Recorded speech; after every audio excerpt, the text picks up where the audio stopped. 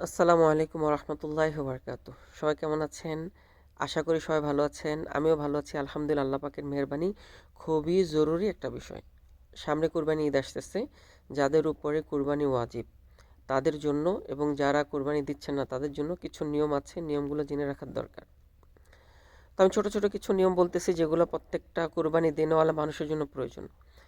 এক নম্বরে হলো কুরবানি দেওয়ার আগে আগে যে বিষয়গুলো সেগুলো হলো জিলহজ মাসের 1 তারিখ আসার আগের দিন শরীরের পয় পরিষ্কার করা, হাতে পায়ে নখ কাটা, চুল কাটা, যে কোনো জিনিস পয় পরিষ্কার করে নিতে হবে। যেমন আজকে 2026 সালের মে মাসের 18 তারিখ, আজকে হলো লাস্ট দিন। আজকে মাগরিবের আগ পর্যন্ত এই কাজগুলো করে ফেলতে হবে। হাত পায়ের নখ কাটা, চুল কাটা, যা যা প্রয়োজন করে নিতে হবে। কেননা যারা কুরবানি দিচ্ছেন জিলহজ মাসের 1 তারিখ থেকে নিয়ে ঈদে কুরবানি দেওয়ার আগ পর্যন্ত হাতে পায়ে নখ চুল কাটা এগুলো করতে পারবেন না। এই জন্য 2026 সালে মে মাসের 19 তারিখে হবে জিলহজ মাসের 1 তারিখ, অর্থাৎ আগামীকাল মঙ্গলবারে। তো যিনারা রোজা রাখবেন জিলহজ মাসের রোজা 1 থেকে 9 তারিখ পর্যন্ত, তারা আজকে সোমবার, আজকে রাতে খেয়ে নেবেন, 9টা রোজা রাখতে পারবেন। আচ্ছা, যেটা বলতেছি, কুরবানি দেওয়ার জন্য 3টা বিষয়। একটা হলো নাবালেগ বাচ্চা, এক হলো মহিলা, এক হলো পুরুষ। তো নাবালেগ বাচ্চার কাছে যদি টাকা আসে সে কুরবানি দিতে পারবেন না, তার জন্য এটা শর্ত না, প্রথম বিষয়। দ্বিতীয় বিষয় হলো মহিলা। মহিলাদের জন্য কুরবানি দেওয়া কি ওয়াজিব কি না? হ্যাঁ, যদি কোনো মহিলাদের ওই শর্তের ভিতরে পড়ে, যেমন 7 ভরি স্বর্ণ অথবা 52 অথবা 52.5 তোলা রূপা, এই পরিমাণ যদি তার কাছে থাকে, নিসাব হয়, তাহলে সে কুরবানি দিতে পারবে। সেম পুরুষদের জন্য যেরকম ব্যাপার, রমজানের জাকাতের যে সিস্টেম, কুরবানির সে সিস্টেম, কুরবানির সেম সিস্টেম। যার উপরে মাল থাকবে ওই পরিমাণ, তাহলে সেও কুরবানি দিতে পারবে। তবে একটা বিষয় খুব গুরুত্বপূর্ণ, সেটা হলো রমজানের জন্য জাকাত, যাদের উপরে জাকাত ফরজ, তারা জাকাতটা কিভাবে দেয়? সারা বছর মাল থাকার পরে, যেই মাল থাকলে জাকাত হবে, 1 বছর থাকার পরে তার উপরে জাকাত ফরজ। তো কুরবানির জন্য কি সেম সিস্টেম? কুরবানির জন্য শর্ত সেটা না। কুরবানির জন্য শর্ত হলো 3 দিন বা আড়াই দিনের ভিতরে।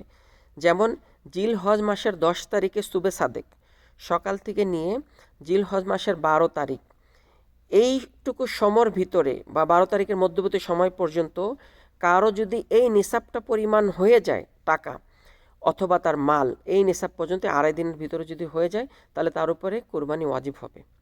আবার বলতেছি, রমজান মাসে যারা জাকাত দেয়, রমজান মাসে জাকাতের সিস্টেম কি? কারো যদি জাকাতের যে পরিমাণ মাল থাকার দরকার, ওই পরিমাণ মাল যদি 1 বছর সমস্ত খরচ করার পরে যদি থাকে, তাহলে সে জাকাত দিতে পারবে, ঠিক না?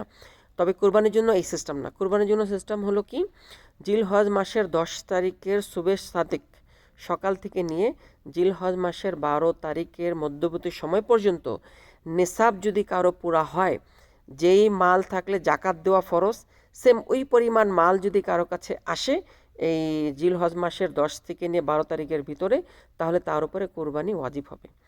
এখন যদি কারো মাল আছে, ওয়াজিব হয়েছে, কোরবানি দেয় নাই, তাহলে সে গুনাহগার হবে। রসুল সাল্লাল্লাহু আলাইহি সাল্লাম বলেন, কম বেশি এরকম, যার উপরে কোরবানি ওয়াজিব হয়ে গেছে, সে কোরবানি দেন নাই, সে যাতে ঈদগায় না আসে এবং সে জাহান্নামের হককারী। আশা করি বুঝতে পেরেছেন। তবে যিনি মুসাফিরগত অবস্থায় থাকবেন, তার উপরে কোরবানি ওয়াজিব হবে না। ঠিক আছে? এই জন্য কোনো নাবালেগ বাচ্চা যদি কারো উপরে মাল থাকে, তার উপরে কোরবানি ওয়াজিব হবে না। মহিলা, যার যে শর্ত 7 ভরি স্বর্ণ অথবা 52.5 তোলা রূপা যদি একজন মহিলার কাছে থাকে, সে কোরবানি দিতে পারবেন। আর একজন পুরুষের জন্য সেম শর্ত, যেগুলো জাকাতের শর্তের ভিতরে পড়ে, তো সে কোরবানি দিতে পারবেন। এখন কথা হলো, কোরবানি যদি কেউ গত বছর, উদাহরণ গত বছর কারো উপর কোরবানি ওয়াজিব ছিল, কিন্তু সে কোনো কারণে গত বছর দিতে পারেনি, সে কি গুনাহগার হয়েছে? গুনাহগার তো অবশ্য হয়েছে, মাফ করে মালিক আল্লাহ। তো এখন কি করবে? এখন হলো তার করণীয় হলো, সে সবচেয়ে ছোট একটা ছাগল, যেটা কোরবানি দেওয়ার উপযোগী, এরকম একটা ছাগল, জাকাতের মাল যাকে দিতে পারবে ঠিক এরকম একজন ব্যক্তিকে ছাগলটা দিয়ে দিবে, অথবা সে ওই পরিমাণ টাকা তাকে সদকা হিসাবে দিয়ে দিবে। তাহলে এটা গত বছরটা হক আদায় হয়ে যাবে। আর এই বছরে যদি একটা ঘরের ভিতরে 10 জন থাকে, আর 10 জনের যদি কোরবানি ওয়াজিব হয়, তাহলে 10 জনেরই কোরবানি দিতে হবে। এমন না যে একটা ঘরের ভিতরে 10 জন আছে, 10 জনের কুরবানি ওয়াজিব হয়েছে, 2-4 জন দিয়ে দিয়েছে, এরকম না। 10 জন থাকলে 10 জনেরই দিতে হবে। এখন বিষয় হলো কীভাবে, একটা ছাগল যদি কেউ 1 লাখ টাকা দিয়ে কিনে, উদাহরণ, সেই ছাগলের ভিতরে 1 নামের বেশি দিতে পারবে না। যদি 1 নামের বেশি 2 নাম্বার নাম দেয়, তাহলে সেটা কুরবানি হবে না। একটা ছাগলে একটা নাম হবে, সেটা যত দামি হোক। একটা গরুতে সর্বোচ্চ 7টা নাম দেওয়া যাবে, বা বড় যে সমস্ত বস্তুগুলো আছে সর্বোচ্চ 7টা নাম দিতে পারবে। 8টা নাম দিলে সে কুরবানি হবে না। ঠিক আছে না? এই জন্য এখন কথা হলো যে যারা কুরবানি দিবেন খুব সতর্কতার সাথে কুরবানিটা অবশ্যই দিবেন, না দিলে গুনাহগার হবেন। ঠিক আছে ইনশাল্লাহ। এই জন্য আমরা চেষ্টা করব যাদের উপরে কুরবানি ওয়াজিব হয়ে গেছে তারা যাতে কুরবানি দেয়। এখন আরেকটা কথা, সেটা হলো যার উপরে কুরবানি ওয়াজিব কিন্তু এই মুহূর্তে তার কাছে টাকা নেই, তাহলে কি সে ধার করে কুরবানি দিতে পারবে? অবশ্যই কর্জ নিয়ে কুরবানি দিতে পারবে, তবে সুদ নিয়ে না। তবে সুদে টাকা নিয়ে কুরবানি দিতে পারবে না, কিন্তু কর্জ নিয়ে কুরবানি দিতে পারবে। আল্লাহ তাআলা আমাদের সবাইকে কুরবানির হক বুঝে কুরবানি দেওয়ার তৌফিক দান করুক।